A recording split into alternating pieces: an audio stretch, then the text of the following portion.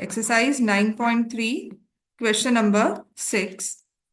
और जैसे तुमने होमवर्क किया था, मैंने आपको थ्योरम और सर्कल के क्वेश्चंस रिवाइज करने को कहा था।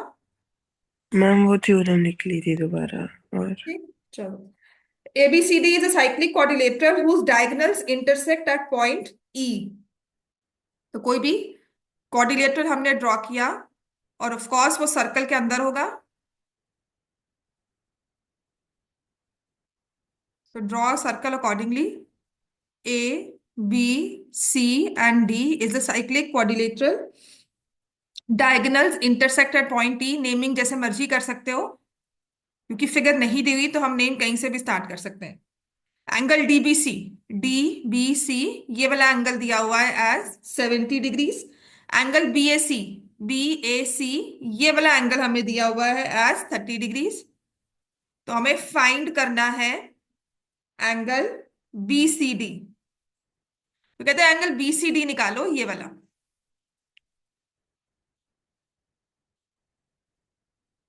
It says find angle BCD.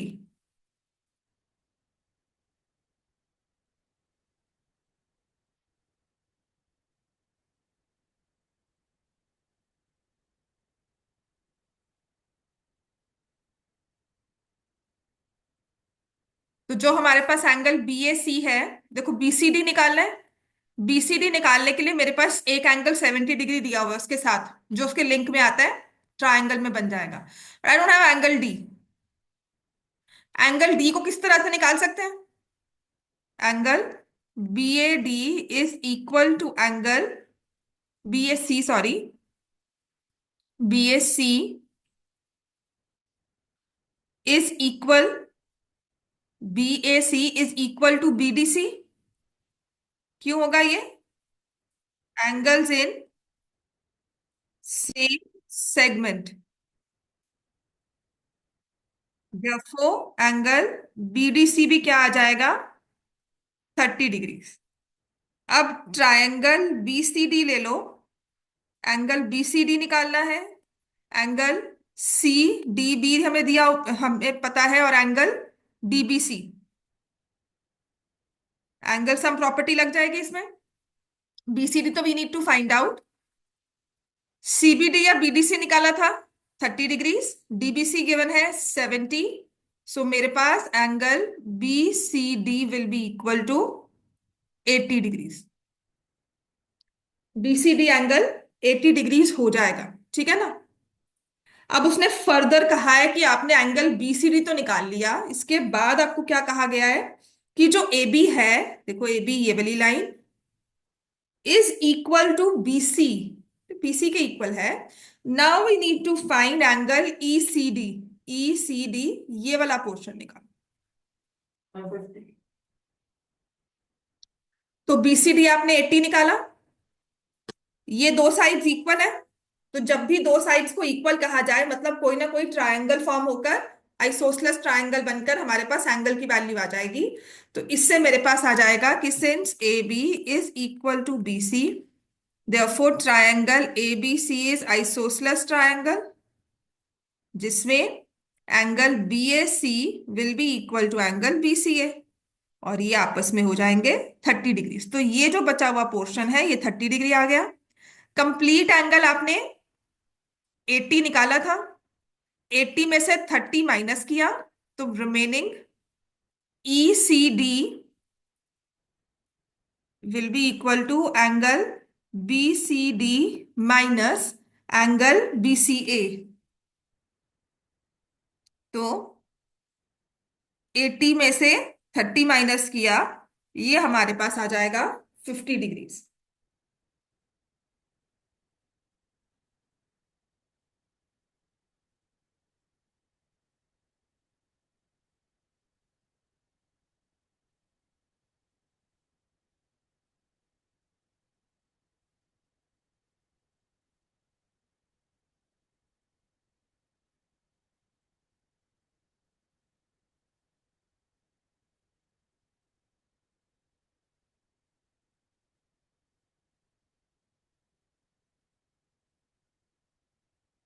अब इसके बाद हम करेंगे क्वेश्चन नंबर 7।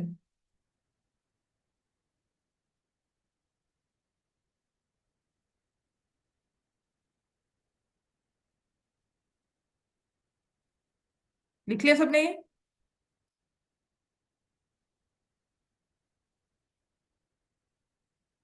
ठीक।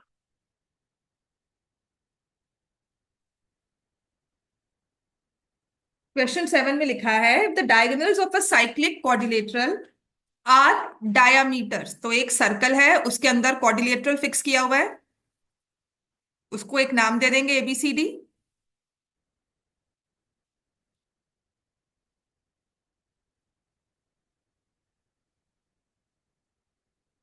The diagonals are the diameters through the vertices of the triangle of the quadrilateral. Prove that it's a rectangle. Given quadrilateral, yes, cyclic quadrilateral ABCD in which AC and BD are diameters. Diameters हैं तो इनका intersection point क्या होगा? Point O, centre. तो कहते हैं जब भी हमने एक साइक्लिक क्वाड्रिलेटरल बनाया, उसके डायगोनल्स ना सर्कल के डायामीटर बन रहे हैं, सेंटर से पास हो रहे हैं। तो बताओ कि ऐसा क्वाड्रिलेटरल एक क्या बनेगा? Is a rectangle. कंस्ट्रक्शन कुछ नहीं होगी इसमें। प्रूफ में since AC is the diagonal, sorry diameter, therefore angle ABC is equal to 90 degrees। Reason क्या है? Angle in a semi circle. ऐसे ही एंगल ADC भी 90 हो गया, angle in a semi circle. और BD भी डायमीटर है, BD इज अ डायमीटर। तो मेरे पास angle BAD is equal to angle BCD हो गया 90।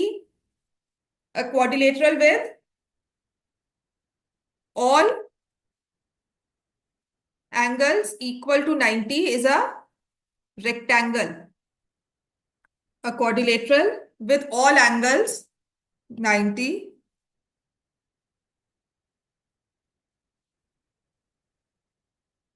is a rectangle. Hence, ABCD is a rectangle.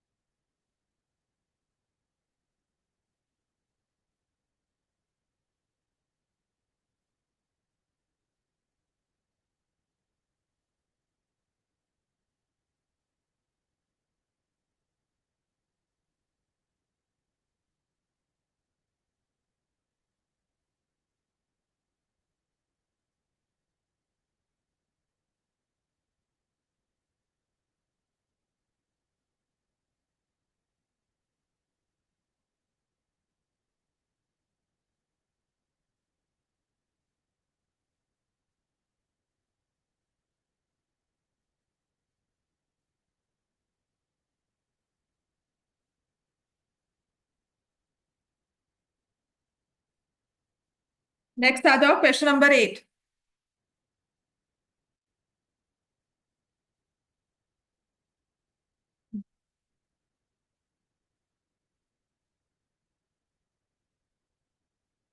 Question number 8 important भी है क्योंकि 1 लाइन है और इसको 3 मार्क्स में और 5 मार्क्स में हम फिट कर सकते हैं। If the non parallel sides of trapezium are equal prove that it's a cyclic quadrilateral. ठीक है। तो दिया क्या हुआ है हमें? ट्रेपीजियम। कहते हैं इसके नॉन पैरेलल साइड्स होती है ना, जो अगर उसमें इक्वल हो जाती हैं तब ये ट्रेपीजियम एक साइक्लिक ट्रेपीजियम होगा। ठीक है, ट्रेपीजियम तो है लेकिन साथ साथ में साइक्लिक क्वाड्रिलेटरल भी होगा। अच्छा, ट्रेपीजियम होने का मतलब क्या हुआ? अगर मैंने कहा ABCD इज अ ट्रेपीजियम तो आपको इससे क्या क्लियर हुआ?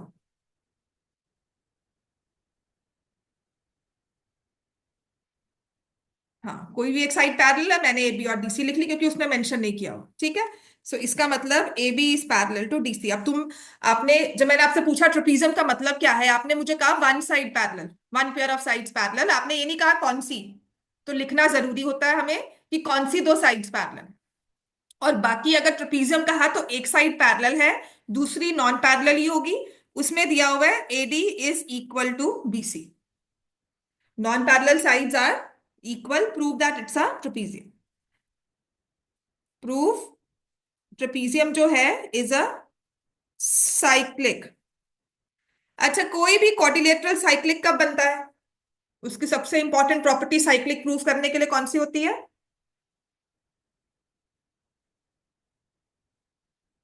क्वाड्रिलेटरल को साइक्लिक प्रूफ करने के लिए सबसे इंपॉर्टेंट प्रॉपर्टी क्या होती है, बताओ? ऑपोजिट एंगल्स का सम 90 180 डिग्री है, सप्लीमेंट्री है। तो इसका मतलब अगर हमें साइक्लिक प्रूफ करना है तो मुझे प्रूफ करना है angle A plus angle C, angle B plus angle D इसके इक्वल है 180। आपको तो कहा साइक्लिक प्रूफ करना है, पर साइक्लिक प्रूफ कैसे करोगे, कैसे बताओगे साइक्लिक है? तो उसके लिए मैं एंगल्स लूंगी, opposite angles, and will make them supplementary. अब हम करेंगे इसमें कंस्ट्रक्शन, क्योंकि इसमें और कुछ नहीं दिया हुआ अपार्ट फ्रॉम द फैक्ट कि एडी और बीसी इक्वल है।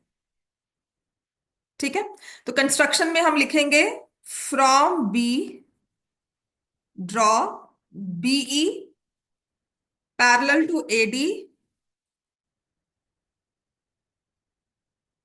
Intersecting CD at point E.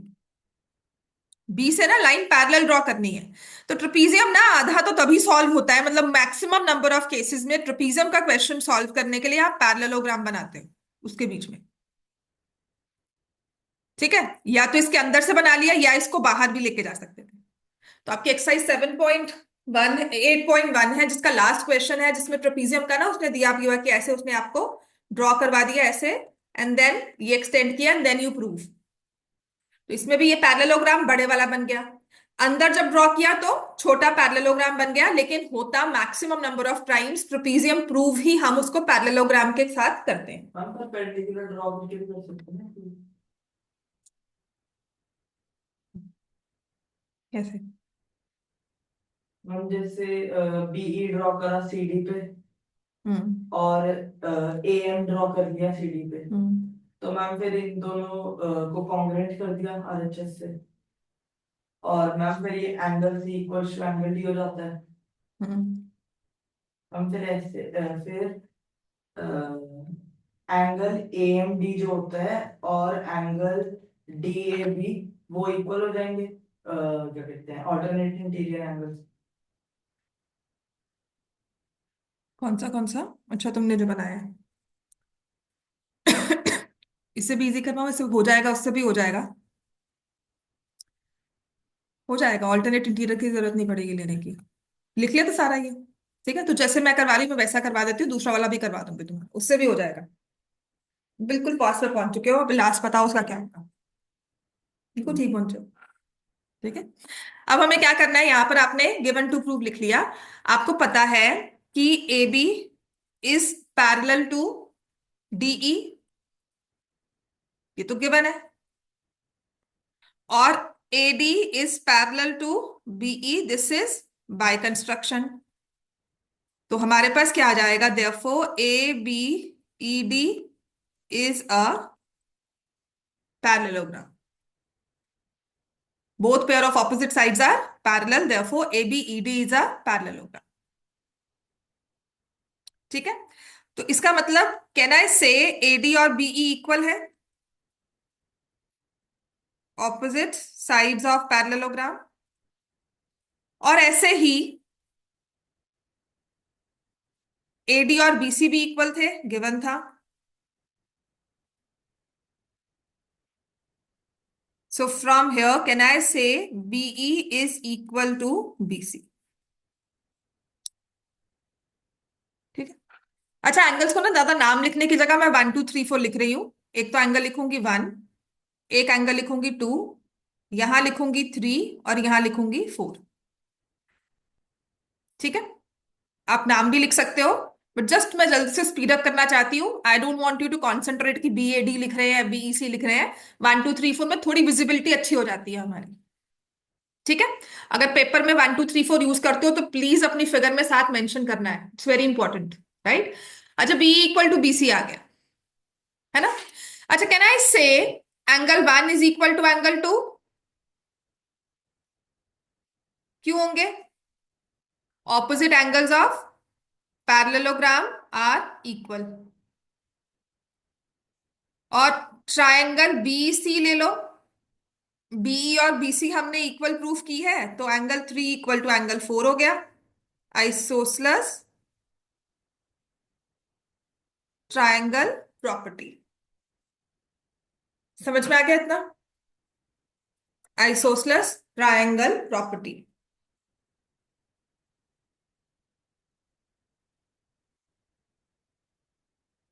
Clear हो गया? 2 और 3 में क्या लिंक है? एंगल 2 और एंगल 3, इनको देख रहे हो तो इनमें क्या लिंक लगता है? लीनियर पेयर हो गया ना। तो इनका सम किसके इक्वल है? 180 डिग्री। और ब्रैकेट्स में हम लिख देंगे लीनियर पेयर। ठीक है। अब मैं इस चीज को ले रही हूँ, एंगल 1 = एंगल 2 को 1, एंगल 3 = एंगल 4 2, और यहां से एंगल 2 + एंगल 3 को 3 लिया। सो फ्रॉम 1 2 3 बात समझ में आ गई? मैंने प्रूव किया कि 1 और 2 इक्वल है, 3 और 4 इक्वल है, 1 और 2 आपस में इक्वल है, 3 और 4 आपस में इक्वल है। ठीक होगी बात ये? तो 2 की जगह मैं क्या लिख दूंगी? एंगल 1। 3 की जगह क्या लिख दूंगी? एंगल 4। और इनका सम क्या आ गया? 180। मतलब ये चीज ना आपकी 1 2 3 इसके यहां पर आनी चाहिए थी। समझ में आ गई ना बात ये? मैं दोबारा से इसको लिख देती हूँ। आपने क्या किया? आपने कहा कि मुझे पता है कि एंगल 1 जो है वो एंगल 2 के इक्वल है। तो मैंने एंगल 2 को ना इस इक्वेशन में एंगल 2 को एंगल 1 से रिप्लेस कर दिया। एंगल जो 3 है वो 4 के इक्वल है, तो 3 की जगह मैंने एंगल 4 लिख दिया, और ये क्या बन जाएगा? सम 180। तो जो ओरिजिनल क्वाड्रिलेटरल हमारे पास था, ओरिजिनल ट्रेपीजियम था, उसके ऑपोजिट एंगल्स क्या है? Supplementary, hence it's a cyclic quadrilateral. Since opposite angles of ABCD are supplementary, therefore trapezium ABCD is a cyclic trapezium.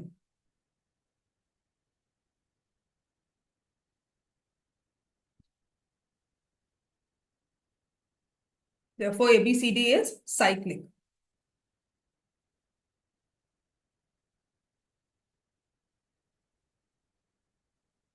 इतना क्लियर हो गया सबको ये? यहां तक किसी को कंफ्यूजन है? अब तुम्हारे वाला मेथड, जब तुम सब बिल्कुल ठीक पहुंच गए थे, सबने लिख लिया ना ये? तुम्हें बस रिप्लेस करना आना चाहिए तुमने अपने एंगल्स में ए और सी को कैसे लेकर आना है।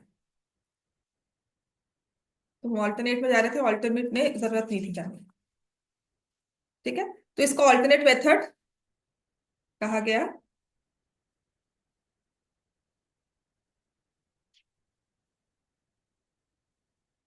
वही लिया, ABCD कंस्ट्रक्शन, क्योंकि ये हमारी साइड इक्वल है। कंस्ट्रक्शन में कहा from AD draw AM perpendicular to CD, B से BN perpendicular to CD draw कर। BN perpendicular to CD and AM perpendicular to CD। तो can you prove triangle AMD congruent to triangle BNC? हर एक चीज का reason चाहिए मुझे। क्यों हो गए? Ma'am AD = BC, angle AMD = angle BNC each 90 degree, और मैम AM = BN क्योंकि perpendicular from the same vertices are equal. Perpendicular between, distance between parallel lines is constant, है ना।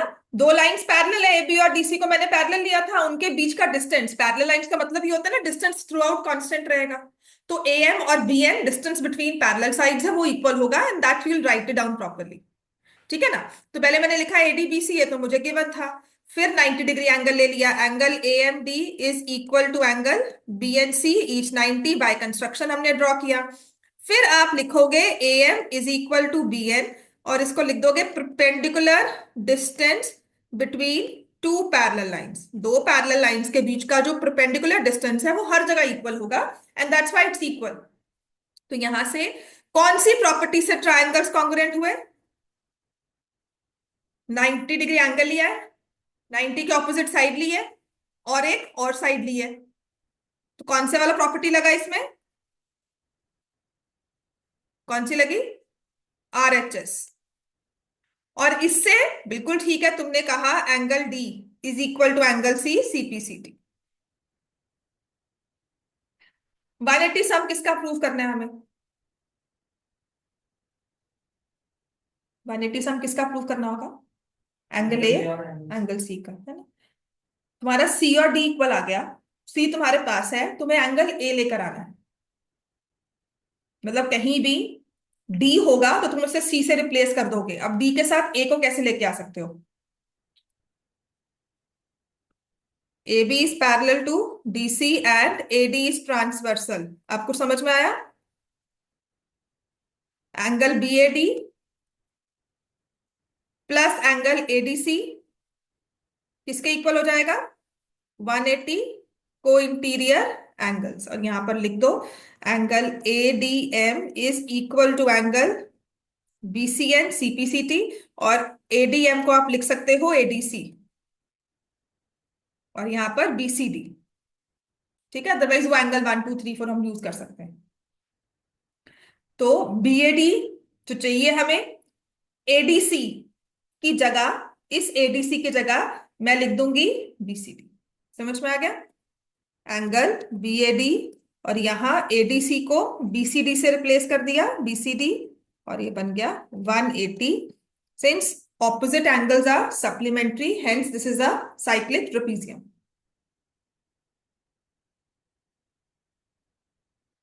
क्वेश्चन 9 जितना कंफ्यूजिंग, जितना अजीब लगता है ना देखने में, उतना ही आसान है। 2 स्टेप्स का प्रूफ है इसका।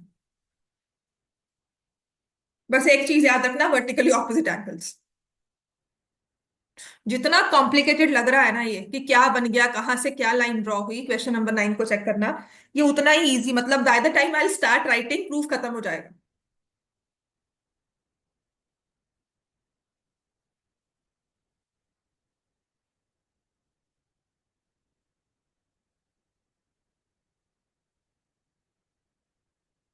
इस फिगर को ड्रॉ भी कैसे करना है वो भी मैं बता दूंगी। आपको बस कॉन्सेंट्रेट करना है कि ABD और PBQ स्ट्रेट लाइंस हैं। ठीक है, तो पहले आपने बस वो स्ट्रेट लाइन ड्रॉ करनी है, rest everything will join. Question number 9 पर आ जाओ।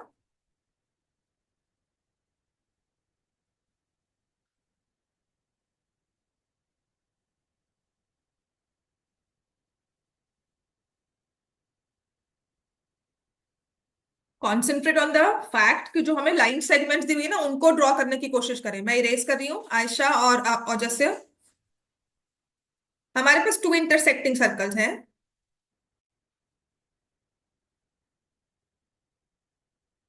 ठीक है,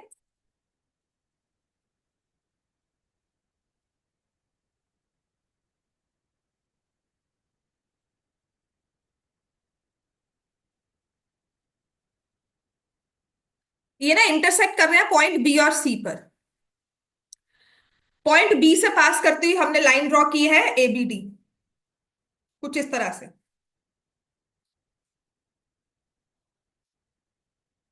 ठीक है, AB और यहां पर D। और C से पास करते हुए हमने लाइन ड्रॉ की है PBQ। यही B से पास करते हुए हमने ड्रॉ किया है PBQ।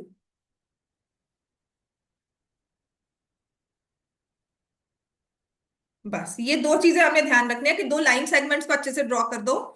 फिर उसने क्या किया, P को भी C से ज्वाइन कर दिया, A को भी C से ज्वाइन कर दिया। अब फिगर समझेंगे। और यहीं पर ऐसे ही D को भी C से ज्वाइन कर दिया और Q को भी C से ज्वाइन कर दिया। बेसिकली कॉमन पॉइंट्स के साथ इसने ज्वाइनिंग की है। तो गिवन तो लिख लोगे ना, 2 circles intersecting B and C, PBD is a PBQ is a line, ACD is a line, ABD sorry is a line, और टू प्रूव हमारे पास है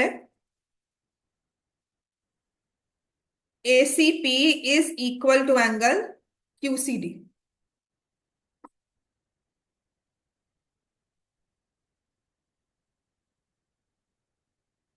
कोई कंस्ट्रक्शन नहीं, डायरेक्टली प्रूव।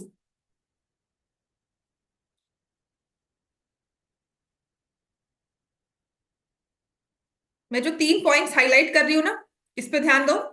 एक एंगल ये बना, अब वो कह रहा है एंगल ACP ना, ये वाला एंगल जो ACP है वो एंगल QCD इसके इक्वल है। समझ में आ गई बात?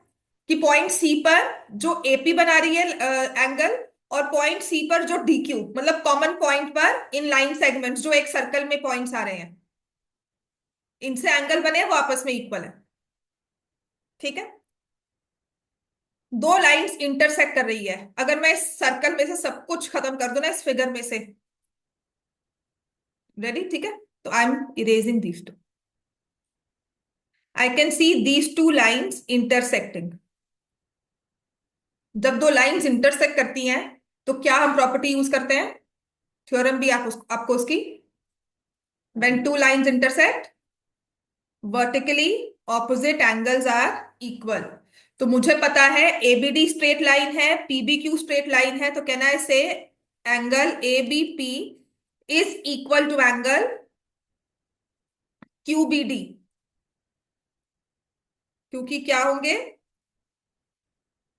Vertically opposite angles. प्रूफ तो मुझे ACP करना था, मैंने ABP ले लिया। प्रूफ मुझे उसके साथ QCD करना था, मैंने QBD ले लिया। क्या इन दो एंगल्स में कुछ कॉमन दिख रहा है? कि ACP ABP,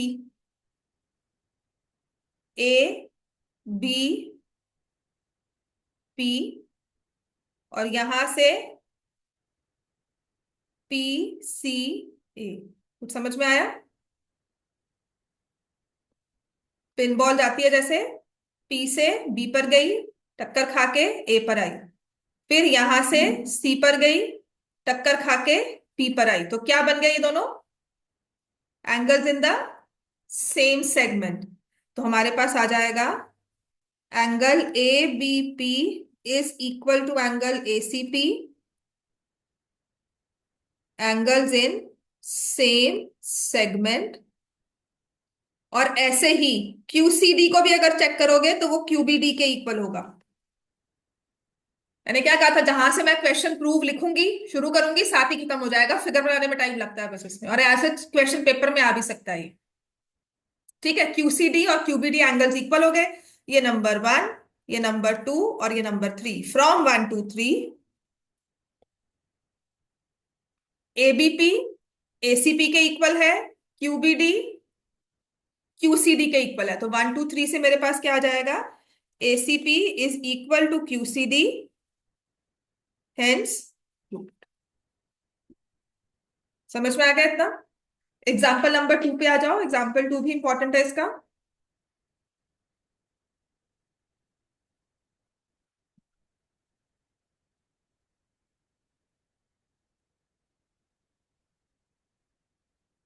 इसके बाद ना बाकी थोड़े लिखने वाले प्रूफ हैं, इजी है, मुश्किल नहीं है, पर थोड़ा लिखने वाला टाइम हो जाएगा। तो let's come to question example number 2।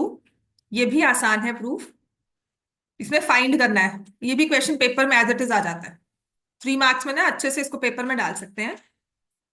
Example 2 है पेज 126। और जैसे समझ में आ रहा है? Yes, ma'am. Ayesha, Yes, ma'am. समझ में आ रहा है? लिख रहे हो? Yes, ma'am. Yes. तो क्वेश्चन ड्रॉ करें हम। इसकी फिगर, इसमें लिखा है AB is the diameter, CD is the chord equal to radius. ये ना एक चीज हाईलाइट कर लो, कॉर्ड और रेडियस इक्वल हो जब किसी भी सर्कल में, कोई एक ऐसी कॉर्ड ड्रॉ की है जो सर्कल के रेडियस के इक्वल है, तो क्या होता है? बाकी सभी बातें छोड़ दो, ये 9th और 10th में पीछा नहीं छोड़ने वाला ये कॉन्सेप्ट। ठीक है, और ये पहले भी हमने किया है क्वेश्चन नंबर 2 में, कि कॉर्ड और रेडियस आपस में इक्वल है, कॉर्ड रेडियस के इक्वल है, कॉर्ड रेडियस के इक्वल है। तो क्या होता है? जो ट्रायंगल बनता है वो क्या बन जाता है, इक्विलेटरल। तो 10th में भी ये चीज यूज होगी, और ये बहुत बार आजकल सैंपल पेपर्स में भी देखने को मिलता है कि this concept has been given in the papers. तो the triangle formed by the end points of chord with the center is an equilateral triangle. So whenever chord and radius are equal, circle की कोई भी chord radius के equal हो गई तो एक equilateral triangle बनकर हमारे पास आएगा। तो अब यहां पर chord is equal to radius कहा गया है। AC and BD when extended, so AB is the diameter, AB पर कहीं पॉइंट O था,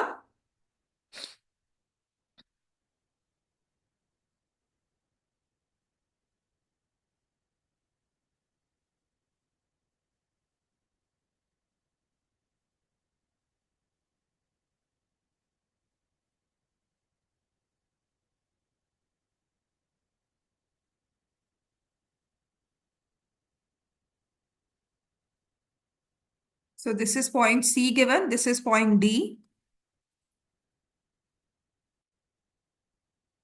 और बाहर जब एक्सटेंड करते हैं तो पॉइंट E बनकर आ रहा है। कंस्ट्रक्शन में उसने O को C के साथ ज्वाइन किया है, O को D के साथ ज्वाइन किया है, और B को C के साथ ज्वाइन किया। ठीक है ना, डॉटेड लाइन में मुझे फिगर में दिख रहा है। तो given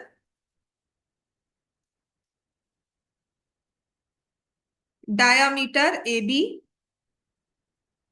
chord CD is equal to radius AC and BD intersect outside the circle at E.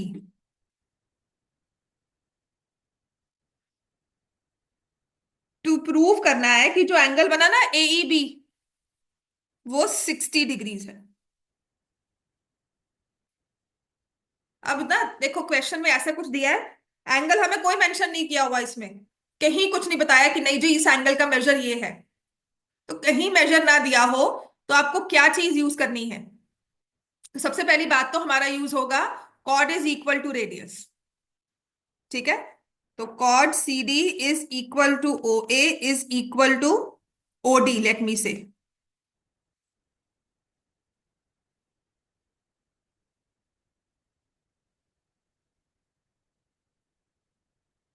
Therefore, triangle OCD is an equilateral triangle। समझ में आ गया ना।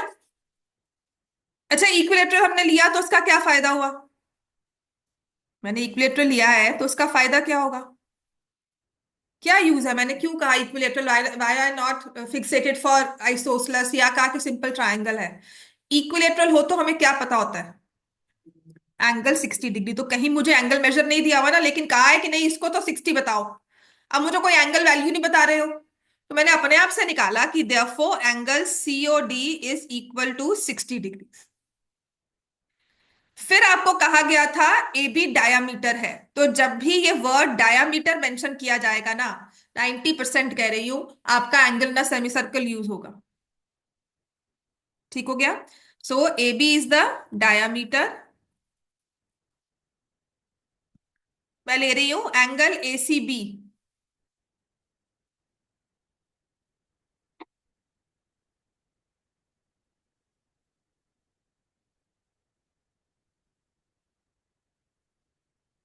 ACB is 90 angle in a semicircle।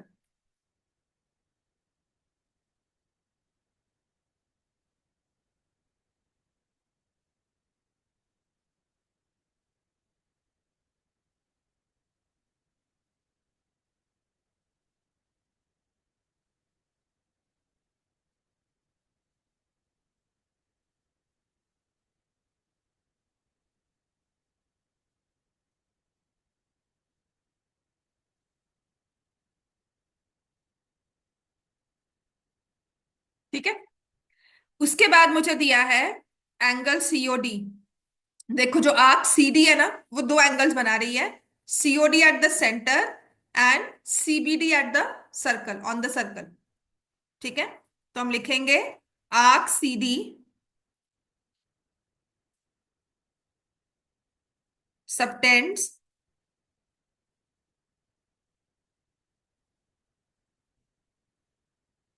Angle COD at centre, और एक बार view भी कर लो, एंगल सीबीडी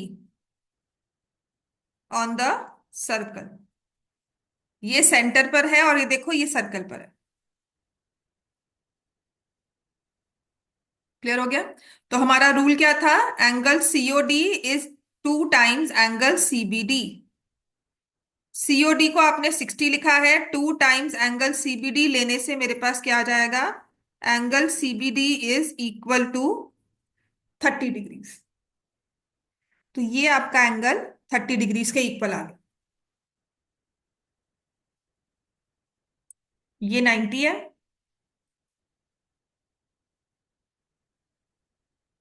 तो इसके साथ वाला भी 90 हुआ।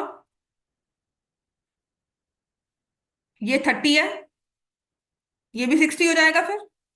अब आप लोगे in triangle BCE, angle BCE is 90 degree, क्योंकि बीसी परपेंडिकुलर एई हो गया, यहाँ पे 90 डिग्री ड्रॉ हुआ था, तो इसके साथ वाला भी 90 हो गया ये।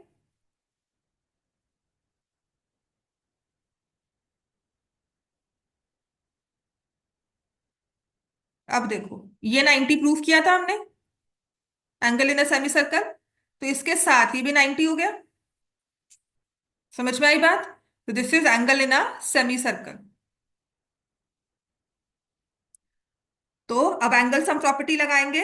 Angle BCE plus angle CBE plus angle BCE BEC 180 degrees, तो 90 plus 30 plus angle BEC is 180, और एंगल बीईसी हमारे पास क्या आ जाएगा? 60 डिग्री, हैंस प्रूव्ड।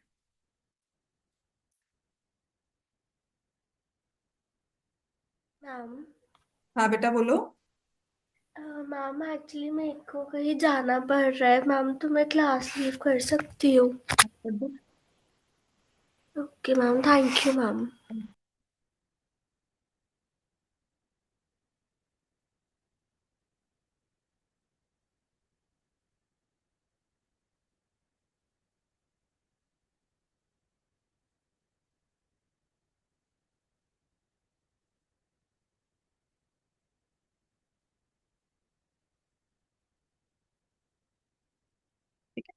अब आ जाओ एग्जाम्पल नंबर 3, ये खुद से कर सकते हो आप। ये लिख लिया सबने? एग्जाम्पल 2 हो गया ना। एग्जाम्पल 3 नंबर बेस्ड क्वेश्चन है, वो खुद से सॉल्व हो सकता है।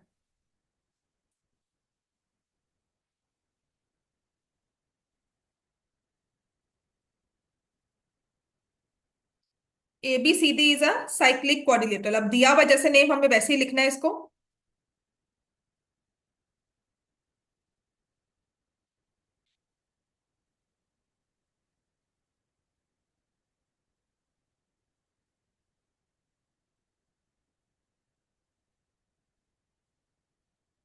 बीडी और एसी को ज्वाइन कर दिया,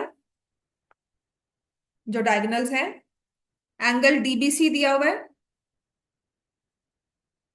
एज 55 डिग्रीज। एंगल बीएसी, ये वाला एंगल दिया हुआ है एज 45 डिग्रीज। कहते हैं एंगल बीसीडी की वैल्यू निकाल।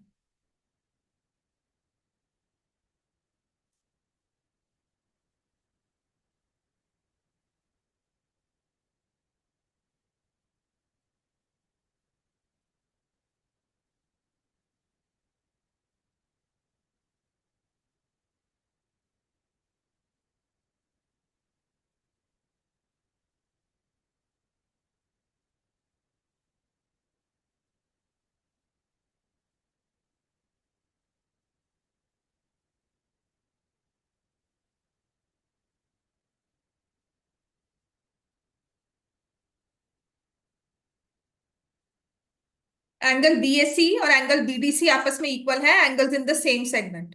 एंड पॉइंट्स दोनों के सेम है, एक डी पर वर्टेक्स है, एक ए पे वर्टेक्स है। Angle BAC is equal to angle BDC, angles in the same segment are equal. तो इसका मतलब आपका एंगल बीडीसी किसके इक्वल हो गया? 45 डिग्रीज। अब लेना है in triangle BDC, angle BDC plus angle CBD plus angle BCD is 180 degrees. BDC निकालना है, नहीं ये हमने 45 निकाला, सीबीडी 55 दिया हुआ है और बीसीडी हमें निकालना है।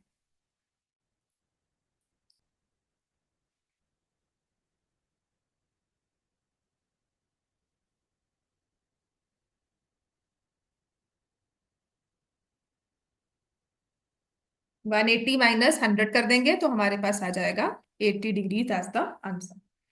एग्जाम्पल 5 बहुत इंपॉर्टेंट है, ठीक है, 5 मार्क्स में आ भी जाएगा, 5 मार्क्स में या 3 मार्क्स में। एग्जाम्पल 4 एंड क्वेश्चन नंबर 10 बिल्कुल एक जैसे हैं। एग्जाम्पल 4 क्वेश्चन नंबर 10 बिल्कुल एक जैसे हैं।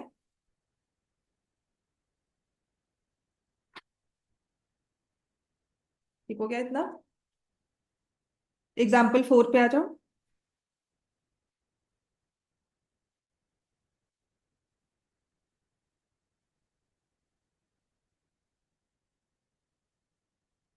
जो पेपर आपको सॉल्व करने के लिए दिया था उसमें डाउट्स है कोई?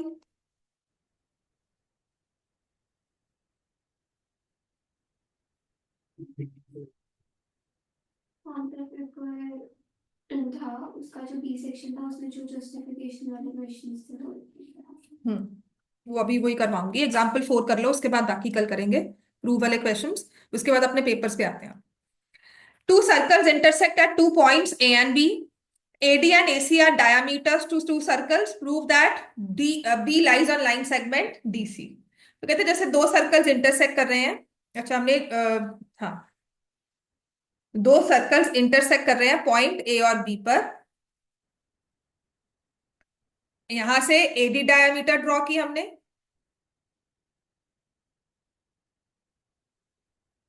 यहां से AC डायमीटर हमने ड्रॉ की। तो कहते हैं जब आप यहां D और C को ज्वाइन करोगे ना तो वो लाइन B से पास होगी, मतलब DBC is a straight line, ये प्रूव करना है। कंस्ट्रक्शन में मैं लिखूंगी जॉइन बीसी, बीसी को हमने ज्वाइन कर दिया, sorry join AB, join AB common chord है वो ज्वाइन हो गया। अब एडी इज द डायामीटर, जब मैंने कहा था डायामीटर दी होती है तो क्या होता है, हमेशा कौन सा रूल यूज होता है? Angle in a semi circle. अगर एडी डायामीटर है तो एंगल एबीडी किसके इक्वल हो गया? 90 degree.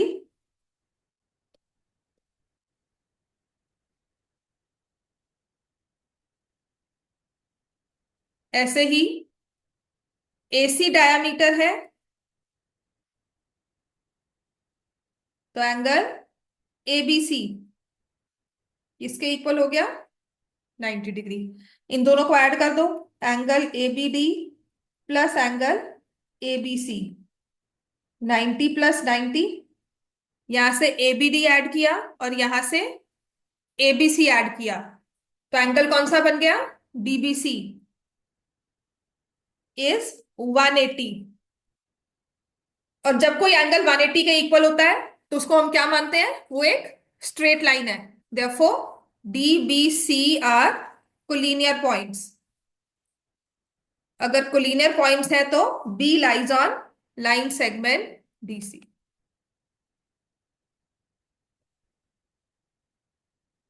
B lies on line segment DC. Ma'am हम एक बार 9.2 का लास्ट क्वेश्चन दोबारा सॉल्व करवाऊं 9.2 क्वेश्चन नंबर 6? अभी करवाऊं, कल क्लास शुरू होने से पहले करवा दूंगी, ठीक है? अभी सैम्पल पेपर डिस्कस कर दूं, ताकि अगर और देना है आपको वो दे सकती हूँ। सैम्पल पेपर 2 का तुम कह रहे थे,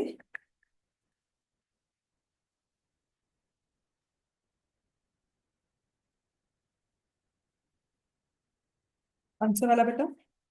हम सेक्शन बी में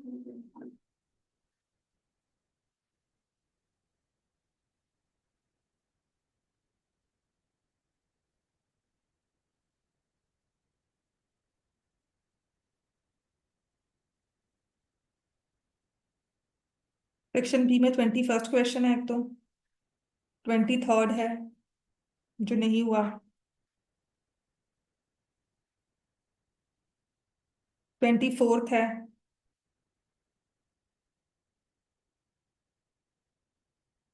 टू मार्क्स वाले क्वेश्चन है।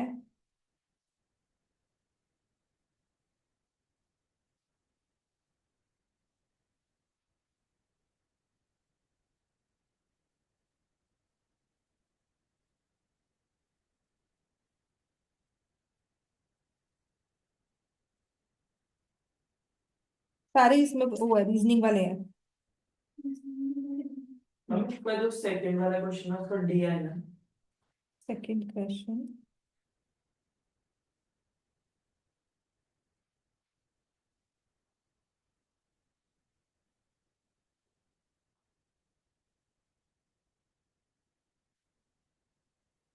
B part remain same.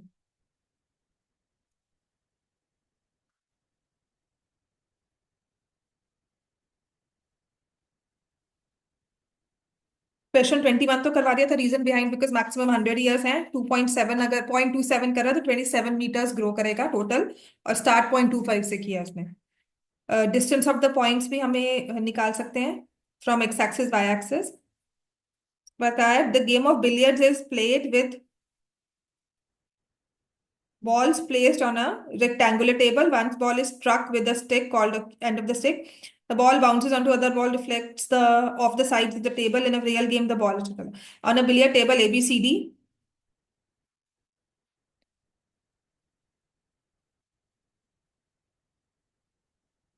This is sample paper 2 जो शेयर किया था उसका क्वेश्चन नंबर 23। SQP 2 था, उसका क्वेश्चन नंबर 23 था। तो A B C और D, उसने कहा कि a ball is placed at O, centre में कोई O पॉइंट है वहां पर, हमने मतलब कहीं भी इस बिलियर्ड टेबल पर, ठीक है। तो इसका मतलब OM स्ट्रक हुआ यहां पर जाकर M, फिर रिफ्लेक्ट होकर it bounce two point N, और वहां से रिफ्लेक्ट होकर it bounce two point P।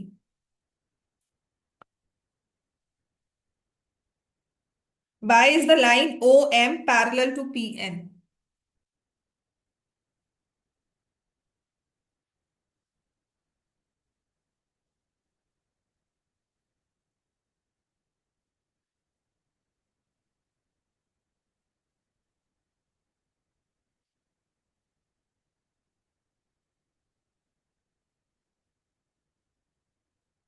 यहाँ पर इसको A दिया हुआ है, इसको B दिया हुआ है, और यहाँ पर नॉर्मल ड्रॉ की हुई है, और इसको X लिया है। ऐसे यहाँ से भी नॉर्मल ड्रॉ की हुई है, इसको Y लिया है, ये C और ये D।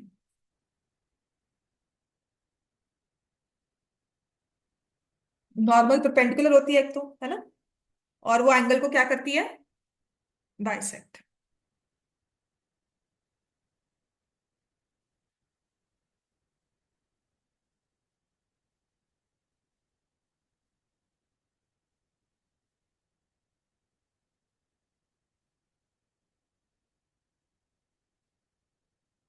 ये ना आपके एग्जाम्पलर में क्वेश्चन है, बिल्कुल वैसा ही है, इसको लिखने का वे चाहिए।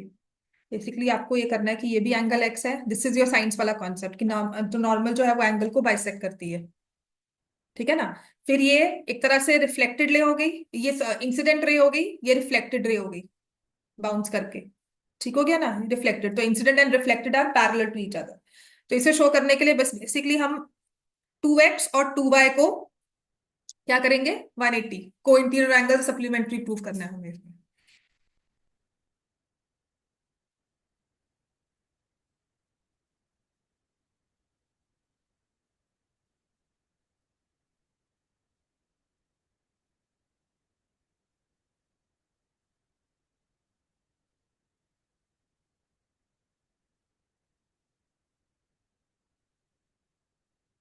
Draw OM perpendicular to AB, जिसे हम नॉर्मल कह देते हैं,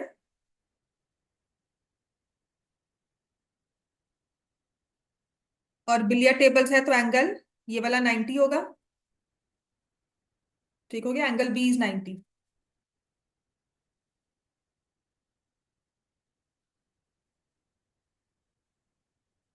अगर हमने परपेंडिकुलर ड्रॉ किया है तो can I say angle B plus X is 90 डिग्रीज। ऐसे ही angle A plus Y is also 90। ऐसे ही A plus X is also 90।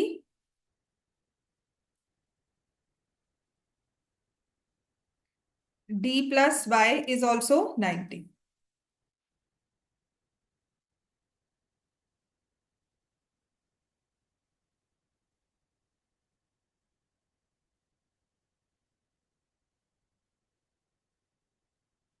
वैसे अगर A और X अगर ना भी लेना, ये वाला इससे से ही हो जाएगा, ये दोनों ना भी लेना तब भी हो जाएगा। ठीक है, और फिर लेंगे ट्राइंगल MBN।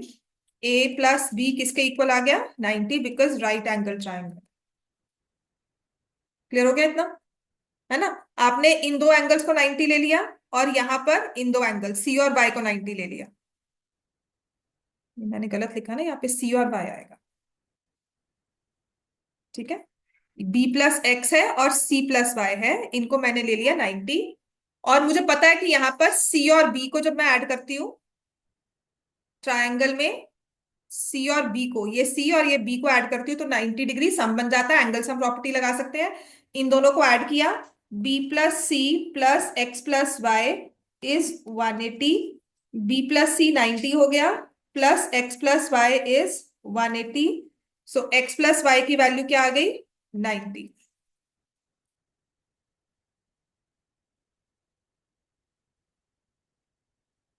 ठीक है, तो यहां से आप लिख सकते हो 2x plus 2y will be equal to 180 degree. यहां से 2x और यहां से 2y, तो 2OMN plus angle PNM is equal to 180 as they form pair of co interior angles.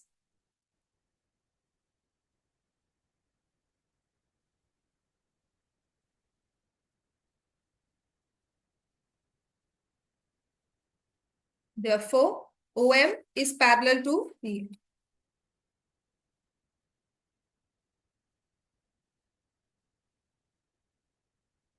ठीक हो गया इतना? ये आपके एग्जाम्पल में क्वेश्चन है, इसमें ना मिरर्स दिए हुए हैं। मिरर्स में angle of incident, angle of reflection use कर लेते हैं। यहाँ पर बिलियर्ड्स टेबल के साथ दिया था। इसने कहा था कि two triangles to be congruent any three parameters of the side three sides three angles should be equal. इसने कहा give example in favour and against of a statement two triangles with the pair of equal angles are congruent. Why is it necessary to have sign between the two angles to be same? देखो इसको ना समझने की बात है, लिखने का इसमें कुछ नहीं होगा। कि जब उसने 3 ऑफ द 2 पैरामीटर 6 पैरामीटर्स कहा है ना, तो obviously you have SAS SSS, आपके पास तीनों चीजें, मतलब आपके पास 6 पैरामीटर्स होते हैं, 3 एंगल्स 3 साइड्स। ठीक है, तो आपने कहा 3 में से, मतलब 3 एंगल्स 6 पैरामीटर्स में मुझे कोई भी 3 दे दो, राइट? तो आपने कहा ठीक है, लेकिन इसको जस्टिफाई करने वाले क्या है? SSS SAS ASA AAS NRHS, कि मैंने 3 पैरामीटर्स के साथ ही ट्राइंगल्स को कॉन्ग्रुएंट किया, लेकिन अगेंस्ट क्या है कि I can not have any two sides and one angle. This is not a valid congruency criteria. समझ में आ गई बात है ना? फेवर में तो है कि जो भी हमारे पास कॉन्ग्रुएंसी क्राइटेरिया है वो तो सारे 3 पैरामीटर्स वाले हैं, लेकिन उनका किसी ऑर्डर में होना जरूरी है। SSA हमारे पास नहीं है तो ये उसके फेवर में नहीं हुआ, ये अगेंस्ट हो गया कि नहीं जी, अगर तुमने कहा है 6 में से 3 उठाने हैं, तो मैं जैसे 6 मैंने साइड 1 साइड 2 एंड मैंने ना ऐसे 6 वो बना ली, चिट्स बना ली, S1 S2 S3 3 साइड्स, और एंगल 1 एंगल 2 एंगल 3। समझ में आ गया? अब मैं रैंडमली मैं कह रही हूँ चिट्स में से उठाओ, इनमें से कोई भी 3 पैरामीटर्स आएंगे, आपके ट्राइंगल्स कॉन्ग्रुएंट हो जाएंगे। तो आपके पास 2 साइड्स और एंगल आ गया, ठीक है ना? And that angle is not an included angle, so in that case आपको ट्राइंगल यूनिक नहीं बन पाएगा। मतलब जो मैंने बनाया ना, वो आपकी, मेरी शेप आपकी शेप से डिफरेंट हो सकती है। क्लियर हो गया?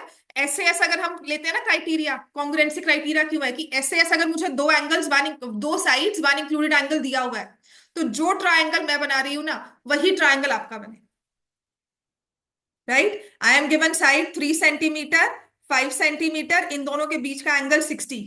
कैसे ड्रॉ करोगे? कोई 3 यहाँ पे ले लेगा, कोई 5 ले लेगा, है ना। फिर यहाँ पे 60 डिग्री का एंगल ड्रॉ करोगे रैंडमली, फिर 5 सेंटीमीटर ओपन करके आंख मार्क कर लोगे। 3 पॉइंट्स हो गए ना। अब होता क्या है इस केस में कि जो जो ट्रायंगल मैंने ड्रॉ किया है आपका भी वही सेम बनकर आएगा। किसी तरह से भी मैं उसको रोटेट करके एक के ऊपर एक स्टैक कर सकती हूँ। कल मैं आपको को ना ट्रायंगल लेकर आओ और कटिंग करके लाकर दो, तो कोई मुझे ए वर्टेक्स नीचे रख के पकड़ा देगा, मुझे ओरिएंटेशन अलग अलग मिल जाएगी, कोई मुझे पलट कर दे देगा, ठीक है। But if I try to adjust it, stack it one above the other, तो एग्जैक्टली मेरा 60 डिग्री के साथ मैच करके ना बिल्कुल सेम शेप के ट्रायंगल्स मेरे पास एक के ऊपर एक स्टैक हो जाएंगे। That is what is meant by congruency criteria. SSA के साथ ट्रायंगल बन जाएगा, लेकिन वो यूनिक नहीं होगा। मेरी शेप और आपकी शेप डिफरेंट हो सकती है, वो एक से एक के ऊपर एक स्टैक नहीं कर सकते। ठीक होगी बात ये। अब आते हैं, उसने कहा 2 एंगल्स शुड बी इक्वल, तो ये सिमिलैरिटी का है, क्लास 10th में रूल है ये, so can not use it for congruency. ठीक है। Why is it necessary to have the side between the 2 angles of the same length for both the triangles? कि अगर इक्वल एंगल्स लेते हैं ना हम लोग, 2 एंगल्स इक्वल हो, थर्ड एंगल इक्वल होगा, so that is not a condition for congruency, that is a condition for similarity. तो ये नहीं आएगा आपको, मतलब अगर पूछा भी जाएगा तो जब भी ट्राइंगल का साइज चेंज हो सकता है, because in that case why it is necessary, because size of the triangle can vary with given measures of angles। ठीक है। आपके एग्जाम्पलर में ये भी क्वेश्चन है कि 60, 90 और 30 के कितने ट्रायंगल बन सकते हैं? 60, 90, 30 वाले कितने ट्रायंगल बन सकते हैं? 60, 90, 30 कोई नहीं बनेगा ट्रायंगल। कितने बन सकते हैं?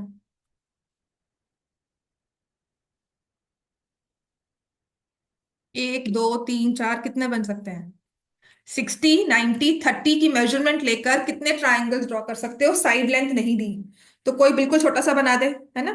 ये मैं 90 डिग्री ऐसे ड्रॉ कर देती हूँ, कोई कंपास को बहुत कम ओपन करके 90 बनाकर यहाँ पे 30 डिग्री ड्रॉ कर दे। कोई कहे नहीं नहीं थोड़ा सा अच्छा बनाओ, तो यू ड्रॉ परपेंडिकुलर, इसको बड़ा ले लिया और यहाँ पे 30 ड्रॉ कर दिया। ठीक है। So when you are given measure of angles, so infinitely many triangles can be drawn, provided condition क्या होगी? Sum of angles should be 180। ये ना कहो कि कल 60, 91 और 30 लेकर कहो जी नहीं ट्राइंगल बनाओ, कभी नहीं बनेगा। ठीक है। The sum is not 180, hence the no triangle can be formed in this case. इस केस में ट्राइंगल बन सकता है, और कितने बन सकते हैं? अगर सिर्फ एंगल्स की बात की जाए तो बहुत सारे, जितने कहोगे, जितना बड़ा करते रहो इसको। 25th हो जाएगा 26th।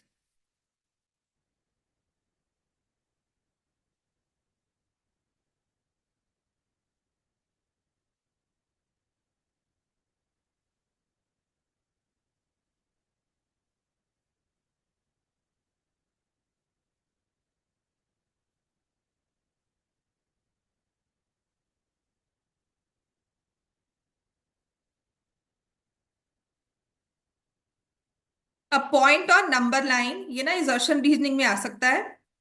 A point on number line can represent different forms of a rational number. और वो कहता है नहीं, I think each point represents a unique rational number. तो व्हाट डू यू थिंक कि कौन सा थोड़ा प्लॉजिबल लगता है हमें reason? Every point represents a unique rational number, वो तो ठीक है ना। तो उसने कहा है कि नहीं, हर एक पॉइंट डिफरेंट फॉर्म्स शो करता है। डिफरेंट फॉर्म्स कौन सी हुई? टर्मिनेटिंग हुई, नॉन टर्मिनेटिंग हुई। टर्मिनेटिंग वाला नॉन टर्मिनेटिंग के पास नहीं जाएगा, है ना। मैंने 14/7 लिखा या 12/6 लिखा या मैंने 10/5 लिखा, बनेगा तो 0.2 ही ना, है ना। अगर मैं 1/3 लिख रही हूँ तो वो रेकरिंग में ही आएगा और एक ही नंबर हमारे पास आएगा, एक ही पॉइंट होगा नंबर लाइन पे, जैसे मर्जी ड्रॉ कर ले। समझ में आ गई बात ये? तो प्लॉजिबल किसका एक्सक्यूज ज्यादा, किसका रीजन अच्छा लगता है? Akash is right, because every point represents a unique rational number. इसका रीजन जब जस्टिफाई लिखोगे भी तो लिख देना कि even if we write different forms, terminating is a different from non terminating. ठीक है, तो 14/7 इज नॉट इक्वल टू, जब मैं लिख रही हूं 14/7 लिखो चाहे 12/6 लिख लो, तो all these represents one number only. ठीक है, डिफरेंट फॉर्म्स तो होगा कि terminating can not be equal to non terminating.